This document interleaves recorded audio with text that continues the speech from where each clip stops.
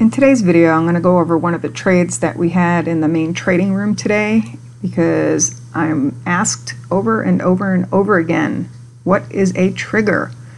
Well, first of all, you need a trade setup to trigger. So that's what we're going to look at in the Nasdaq. This was a 5-minute setup this morning where we had resistance anywhere from either this 68.04.05.5 area or 68.08 to 10. We were going to watch these two areas for possible failure because we had the symmetrical projections of these prior rally swings projected from the low at that time. Also ran a couple of the retracements, and those were the areas that we wanted to watch for possible failure. So that was the setup. Now the first zone is the one that really ended up holding. 68.05.5 was the top end of it. The actual high was 68.06. That's not through it enough to negate that area.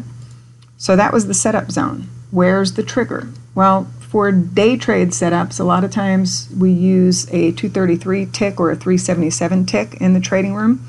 And I'll show you what that looks like, because here is where we made the high today, that 68.06 area. And the first trigger was when we had both the moving average crossover to the downside, so the 834 EMA crossover to the downside over here, that also took out a prior swing low in the process. So when both of these things occurred, so that was right here, because you had the crossover here, but you didn't take out a prior swing low until here, you had reason to short Nasdaq and then place a stop either above the high end of the zone or above the high here.